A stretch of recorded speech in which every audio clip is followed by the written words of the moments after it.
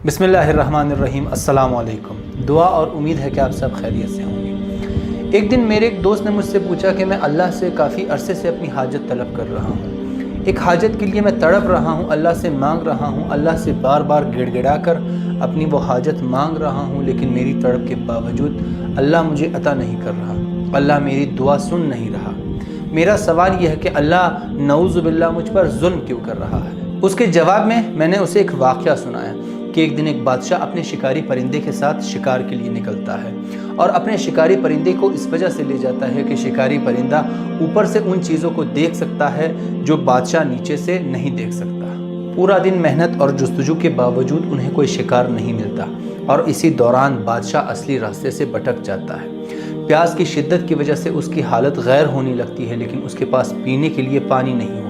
जुस्तजू के बावजूद उसे पानी नहीं मिलता और वो मायूस होकर एक बड़े पत्थर के साए में बैठ जाता है। कुछ देर आराम करने के बाद वो महसूस करता है कि पत्थर के ऊपर से पानी के कुछ कतरे टिपक रहे होते हैं। वो फौरन अपना प्याला निकालता है और उस पानी को जमा करने लगता है। प्याला भरने में काफ़ी वक्त लग जाता है।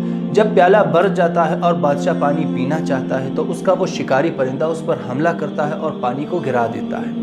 बादशाह को बहुत गुस्सा आता है, लेकिन चूंकि बादशाह अपने इस परिंदे से बहुत प्यार करता है उसे कुछ नहीं कहता और अपने गुस्से को कंट्रोल करता है। बादशाह फिर से अपना प्याला आगे बढ़ाता है और पानी जमा करना शुरू कर देता है। काफ़ी मुद्दत के बाद जब पानी जमा हो जाता है और प्याला भर जाता है तो बादशाह उसे पीने लगता है कि अचानक दोबारा उसका शिकारी परिंदा उस पर हमला करता है और पानी को गिरा देता है। इस मर्तबा बादशाह अपने गुस्से पर काबू नहीं रख पाता और तलवार निकालकर उस परिंदे को मार देता है।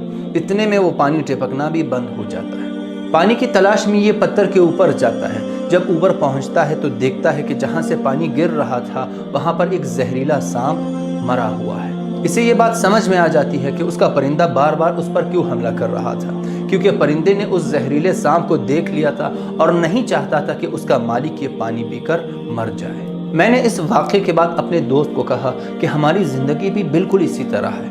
हम अपनी ज़िंदगी में बहुत सारी चीज़ों को अपनी ज़रूरत महसूस करते हैं, अल्लाह की बारगाह से उसे तलब करते हैं, लेकिन अल्लाह चूँकि उस ज़ाविये से और उन नुकसानात को उस चीज़ में देख रहा होता है जिसे हम नहीं देख पाते, जिससे हम गाफिल हैं, जिससे हम लाइल्म हैं, और हमारे इसरार के बावजूद अल्लाह नहीं चाहता कि वो चीज़ हमें अता करके हमें नुकसान पहुँचाए। लिहाजा जब हम अल्लाह से कुछ मांगते हैं और अल्लाह हमें अता नहीं करता तो यकीनन उसमें हमारे लिए कोई मसलहत पोशीदा है जिसकी वजह से अल्लाह वो चीज़ हमें अता नहीं करता।